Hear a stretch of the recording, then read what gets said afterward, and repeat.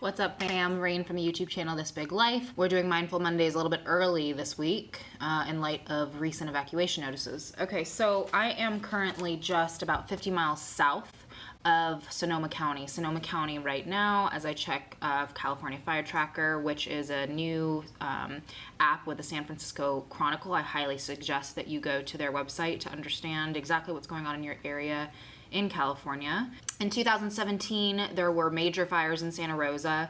Unfortunately, my family was evacuated and affected by the fires. We lost our family home. We had the 2-year anniversary 2 weeks ago. My family and I have really seen what these fires can do. I wanted to come on a little early this week and film for you guys just a sort of step-by-step empowering instructional so you can have it, you can share it if you'd like. This is based on my experiences and everything that I went through during these last fires and the previous fires, all the research, everything that we had to go through as a family because of it afterwards. And for people, I know that all of us, one county is affected and all of us are affected. So I just want to be able to present this information in a very objective way, depending on where you are in the stages, so that you can be informed and empowered as we sort of brave this together. The number one thing is to just be informed, right? So like I said, California Fire Tracker is on the San Francisco Chronicle website. I'll leave the link below. And you can check that to know either formerly put out fires or current fires in your area and how quickly they're growing. Orient yourself to all your local police and fire district social media, so whether or not they have Twitter, Instagram, Facebook, and then also what's going to probably end up happening and what has probably already started happening in Sonoma, there will be Facebook groups, social media groups that open up for your county when people, civilians like you and I, are passing information back and forth. Now, I do recommend that you make sure that you keep informed with your local authorities, but sometimes you can get a little bit more context and information about what's happening in your area real time based on things that whoever's in your area is posting live. But absolutely 100% make sure that you are up to date with your emergency fire safety and fire evacuation notices, okay? So keep your phones close. I know some of us don't have landlines. The fires move so quickly that sometimes communication can be an obstacle, so just keep telephones close. Okay, more than likely you will get those alerts. Stay active on social media. That's going to be your biggest key to making sure that you have your information and keep your news feed up to date. So depending on what phase you're in, this is kind of the pre-phase, right? So PG&E and actually all the other power and electric companies that are running California in congruency with PG&E have all created a new actionable strategy where they are shutting off power. So it's not just PG&E, it's all the power and electric companies all up and down the coast of California. Right now we're kind of, I'm waiting for the power to go off. They said that it's going to shut off in 4 minutes, so let's see if that happens. Things that you do in this phase when you're not close to the fire but PG&E is going to go out in your area. Public utilities, they're probably going to go out. So first thing you want to do is make sure that all your electronics are completely powered up 100%, okay? Your street lights are probably going to go out as well, and they're going to be working differently. So if your street lights are completely out, treat it like a 4-way stop sign, okay? So everybody just stop and go, stop and go. Same thing pretty much for a red flashing, everybody stops and goes, okay? Treat it like a stop sign. And if it's yellow flashing, then proceed with caution, okay? You don't necessarily need to stop, but you do need to be more cautious about crossing because nobody is really following, the normal rules. Set yourself up with flashlights and batteries. I have my handy dandy Halo rechargeable LED mat. What's up? Make sure you have enough drinking water, clean drinking water to last you and your family up to a week. If you absolutely need to cook, I do recommend that you get yourself a small portable propane stove. You can get at, camping outdoor wear stores. You can get individual propane bottles and set yourself up a little cooktop. Now, with that being said, our area is super dry right now. If you are in an area where they are going to shut off power, it means that you are in a high risk zone, okay? So treat fire accordingly. Don't set up a bonfire out in the middle of the forest, okay? If you don't have the ability to cook or you don't want to, of course, fermented foods are a really big help as well as canned foods. Go tuna lunches, right? Also, always make sure at these times that your gas tank is full. So if there needs to be a quick go at something and you need to go somewhere, you need to go help a neighbor, or you need to help your family get out of an area in a quick fashion, you know that you're good when it comes to gas. Now, this is information for high risk areas, okay? So these are areas may or may not be affected by the PG&E power outages. These are places that are high risk. So really dry area, really hot weather, higher winds, closer to fires. So right now, my family and I have considered us in a high risk area. So we're about 50 miles south of Sonoma. However, that fire is moving very, very quickly. As you guys remember, it exploded just a few days ago and it doubled in size overnight. So 50 miles south, it's enough for us to feel like we needed to do what I'm about to tell you that we did. So again, keep your emergency devices close, meaning keep your cell phones close. If you have your smartphone there, it's always going to be the thing that tells you. So constantly make sure that your phone is toggled into updates and you are getting emergency notifications for your area. And then the next thing is to pack your vehicles ahead of time with supplies. Water, food, make sure that you have your medications and the things that you need for you and your family's daily life, your intake. You don't necessarily need to put them in the car right away, but be sure to put them in bags that you can grab and bring to the car right away. But if you're in a high risk area, do yourself a favor, be a couple steps ahead of yourself and pack your stuff ahead of time. Now, the biggest thing to recognize is that obviously you're not going to be able to save everything, right? But you got to think about what you're going to need for your family and how much you can fit in your car comfortably. Now, the next biggest thing that you want to recognize is who the action people in your surrounding area are and for your family, okay? Who is the person in your immediate surrounding within your home or on your block or within you and your neighbors who you can depend on to get a lot done very, very quickly? Partner with those people. If you're someone who needs help, make sure that you give those people a call ahead of time. If you maybe can't move very quickly or you need some extra help with the things in your home, and let's say you're home alone for whatever reason, make sure that you partner with the people who are in your surrounding areas. Recognize who your action people are.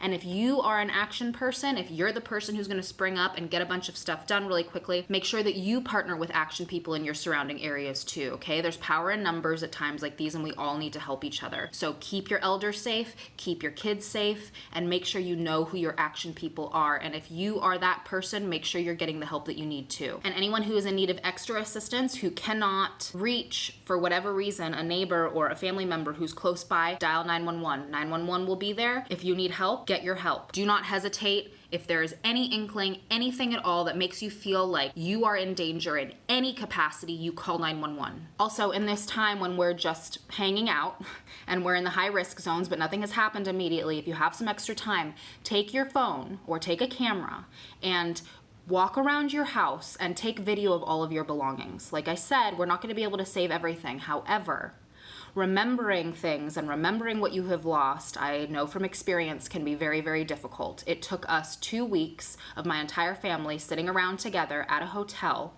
racking our brains and trying to remember every individual thing that was in each individual room. Okay, guys, it's difficult. It'll really only take no more than 10 minutes for you to take your camera phone, walk around your house into each room. You can narrate if you want. This thing is that. Maybe talk about, the value of things or where you got them, and just take an inventory, a visual inventory. Stick that video in the cloud. Make sure you have it for later just in case, but always keep your inventory. If you have an actual inventory written down with all your receipts, you're even better, okay? The next step is even more important. You're gonna wanna make sure that you're insured, okay? Make sure you have your car insurance and it's up to date. Make sure you have your house insurance and it's up to date. A lot of people lost houses that they weren't owners for and they were renters. Make sure you have your renter's insurance up to date, okay? Make sure all your things are insured, which leads me to my very last thing. You're always gonna wanna have a box or a folder or a suitcase full of all your important documents. From experience, the things that help you the most after losing everything are all your important documents. So along with all your essentials that you have packed up, ready to go into the car at a moment's notice if there needs to be, make sure that your important documents are also packed safe and sound inside of a suitcase too. Now this next one is a controversial one. I don't want to get too much into it because I'm not the expert in it at all, okay guys? But there is a difference between emergency and a non-emergency number, okay? So in the case of emergencies, and we all intuitively know what an emergency is, you call 911, okay? You call 911. In the case of a non-emergency, emergency. Let's say you are in a safe place and you have evacuated and you just want to get the update on your home that was in an evacuated area. 911 is not the right number to call. You're going to want to call non-emergency numbers for your local fire and police departments. Now, the reason that we want to do that is because in the case of an emergency, if we have a non-emergency call, we don't want to flood the emergency lines with 911 calls, because there are people who are going to need to get through to emergency dispatchers. And if we are safe, we don't want to clog up those lines very much. But of course, in any situation at all, if you feel like you are in danger, even if it's just an inkling, even if you're not sure, call 911. We got hit hard with very, very bad smoke last year, and it was really sad because I saw a lot of kids hanging out and they didn't have masks on, and they were just sitting like sitting ducks waiting for the school bus to come. If you are in a smoky area, you need to recognize that you have to through masks, and the most important thing is to make sure that you are protecting yourself